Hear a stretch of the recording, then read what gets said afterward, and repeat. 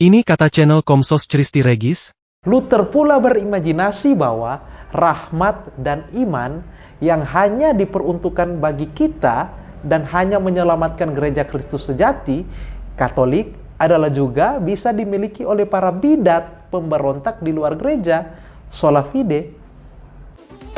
Dan bandingkan dengan klaim grup kultus Gereja Mormon, Unification Church Korea Selatan, dan Iglesia Ni Cristo dari Filipina, of Jesus Christ of Latter-day Saints is the only true and living church upon the face of this earth. The Reverend Moon calls his family the true family, the perfect family. Moon is perfect human being. He's the only perfect human being on the earth. And he can choose his wife, and his wife becomes perfect as well. And so his children become perfect because they are from this perfect man and perfect woman. Claims to be the one true church, Iglesia Ni Cristo was established in 1914. It is an extremely well-organized sect with followers of more than 2.4 million scattered all over the world. Sejak Petrus menjadi paus, saat itulah supremasi kepausan dan sampai sekarang tidak tergantikan. Itu adalah fakta yang terang benderang, bukan fakta gelap. Para saudariku, ada banyak cara untuk menetapkan bahwa gereja Katolik itu benar, the true church, the one and the only true church, satu-satunya gereja Kristus yang benar. Dan tahukah Anda bahwa semua grup kultus mengklaim memiliki kebenaran dan bahkan mengklaim dirinya sebagai kebenaran dan mengklaim paling sempurna? Inilah bahasan kita kali ini, yaitu bagaimana grup kultus memonopoli kebenaran dan kesempurnaan.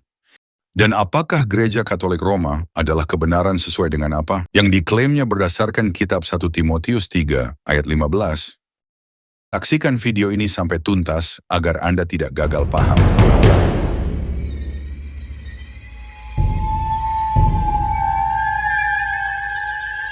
Video ini adalah sambungan dari video nomor 280 yang membongkar dusta channel Komsos Christi Regis, yang memfitnah Martin Luther sebagai seorang yang terobsesi dengan wanita, harta, dan kekuasaan. Dan jika Anda belum menyaksikan video itu, silakan saksikan dulu video itu. Nah, Anda sudah menyaksikan berbagai klaim dari berbagai sumber denominasi gereja, termasuk dari seorang klerus gereja Katolik Roma, dengan klaim-klaim bombastisnya itu, yaitu semua mengklaim kecapnya nomor 1. Nah, marilah kita mulai. Pertama, apakah salah klaim-klaim dari berbagai sumber gereja yang kita telah dengar di awal itu? Tentunya tidak. Semua orang Kristen pasti mengaku bahwa doktrin yang dipercayainya adalah paling benar dan akurat. Pokoknya, ajarannya adalah kecap nomor 1. Dan ini adalah wajar dan sangat manusiawi.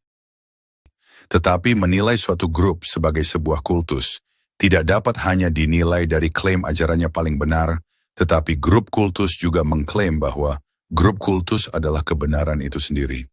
Karena pemimpinnya juga mengklaim sesuatu yang bersifat manipulasi mistis.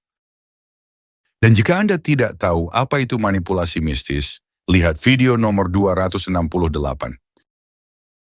Nah, dasar klaim-klaim dari grup kultus yang bombastis memiliki kebenaran itu, kita bisa lihat dari buku Stephen Hassan berjudul Freedom of Mind yang berkata, sebuah kultus menganggap doktrinnya sebagai kebenaran mutlak, satu-satunya jawaban atas permasalahan anggotanya. Doktrin kultus mengajarkan para anggotanya, kami adalah jalannya. Kami adalah kebenaran. Kamu yang tidak berada di grup ini tersesat. Bagi orang-orang yang benar-benar mempercayainya sulit melihat doktrin kultusnya itu sebagai sebuah tafsiran yang terbuka. Nah, misalnya, bagi seorang Katolik, kitab Matius 16 ayat 18, yaitu Gereja Katolik Roma, didirikan oleh Kristus di atas Rasul Petrus sebagai batu karangnya, adalah sebuah fakta sejarah dan absolut benar. Tidak pernah terpikirkan bahwa klaim itu hanyalah sebuah tafsiran Alkitab belaka, yang terbuka untuk penafsiran ulang. Faktanya, tidak semua bapak-bapak gereja mula-mula setuju dengan tafsiran gereja Roma itu. Misalnya, gereja Ortodoks Timur tidak setuju dengan tafsiran itu.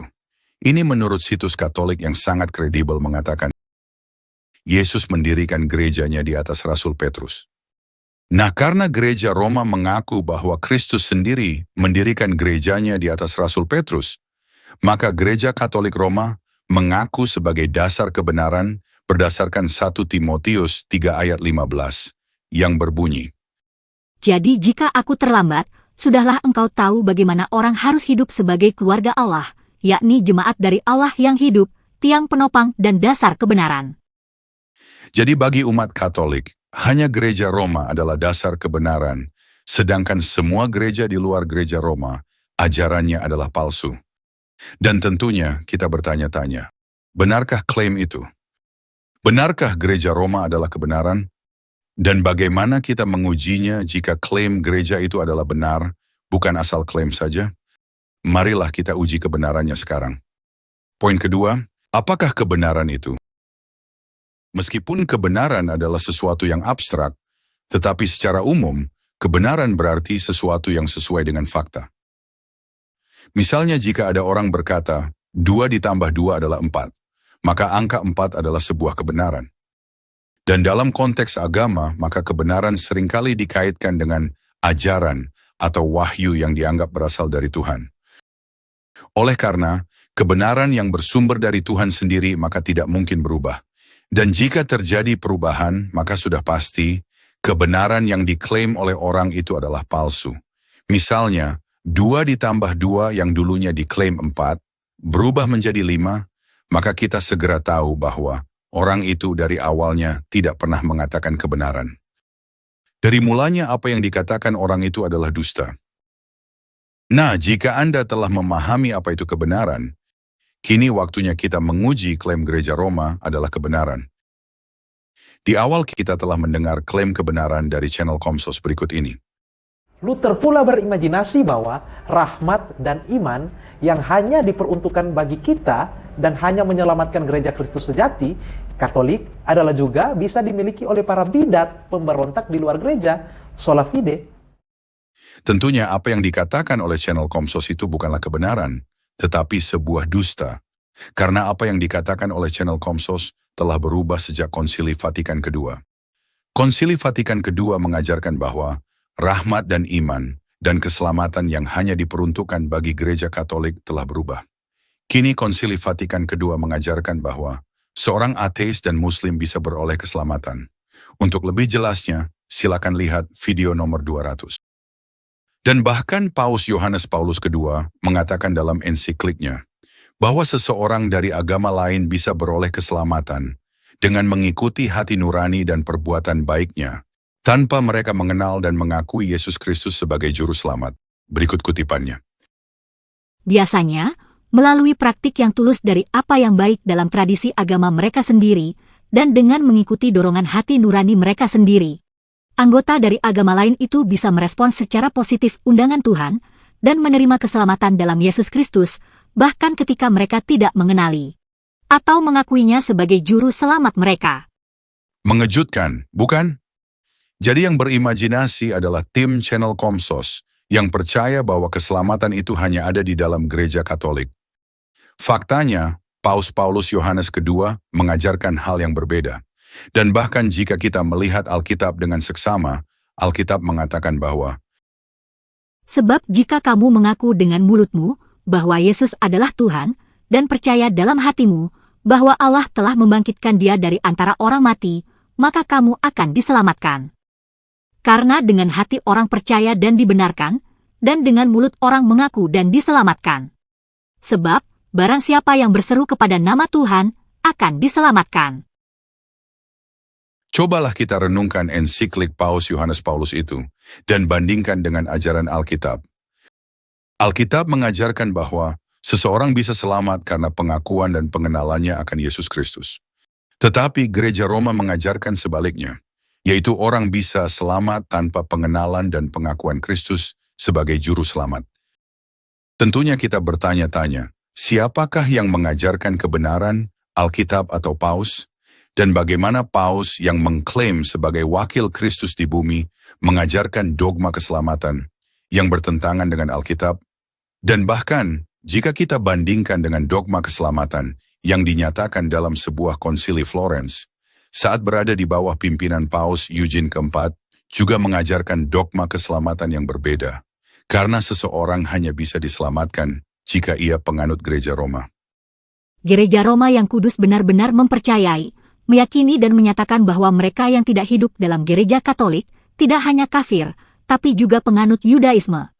Bidat dan skismatik tidak bisa menjadi pengikut serta dalam kehidupan kekal, tapi akan pergi ke dalam api yang kekal yang telah sedia untuk iblis dan malaikat-malaikatnya, kecuali sebelum akhir hidupnya mereka ditambahkan ke kumpulan domba. Dan kesatuan dari tubuh gereja begitu kuatnya sehingga hanya kepada mereka yang berada di dalam kesatuan tersebut sakramen gereja berdaya untuk keselamatan. Dan bahwa tidak seorang pun, apapun kemurahan yang dia lakukan, bahkan bila dia telah menumpahkan darah untuk nama Kristus, bisa diselamatkan. Kecuali dia berada di dalam pelukan dan kesatuan dari gereja Katolik. Sudahkah Anda memahami perubahan dogma keselamatan yang diajarkan oleh gereja Katolik Roma itu? Jika Anda bisa melihat adanya perubahan dogma itu, ajukanlah pertanyaan kepada Anda pertanyaan sederhana. Mungkinkah gereja Roma adalah dasar kebenaran jika ajarannya berubah? Poin keempat, tentunya perubahan ajaran di dalam gereja Roma tidak hanya sampai di situ saja. Akibat umat Katolik mengakui gereja Katolik Roma sebagai kebenaran, maka secara tidak sadar, setiap umat Katolik telah menggantikan posisi Tuhan Yesus sebagai kebenaran dengan gereja Katolik Roma. Mengapa demikian? Tentunya Anda masih ingat pengakuan dari Tuhan Yesus di Yohanes 14 ayat 6, Akulah jalan dan kebenaran dan hidup. Tidak ada seorang pun yang datang kepada Bapa kalau tidak melalui aku. Alkitab mengajarkan bahwa Yesuslah kebenaran itu sendiri, tetapi gereja Roma mengajarkan bahwa gerejalah dasar kebenaran, sehingga dipersepsikan oleh penganut Katolikisme Romawi bahwa gereja Roma adalah kebenaran, sehingga tanpa umat Katolik menyadarinya, mereka telah menggantikan posisi Yesus sebagai kebenaran.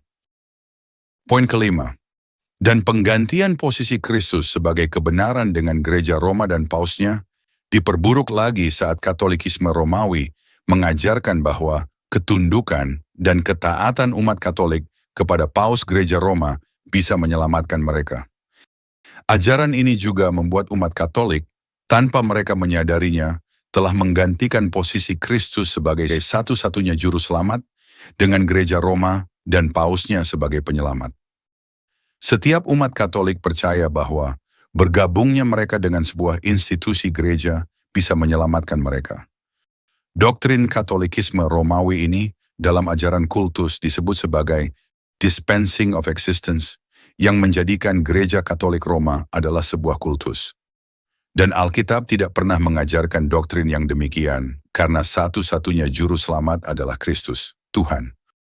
Untuk lebih jelasnya, lihat video nomor 243. Alkitab mengajarkan kita sebagai umat Kristen agar mewaspadai penyesatan yang banyak terjadi di akhir zaman, menjelang kedatangan Kristus yang kedua. Dan jika kita tidak mewaspadai akan ajaran-ajaran sesat yang membinasakan, maka kita pun bisa tersesat mengikuti Yesus yang lain. Bagaimana pendapat Anda?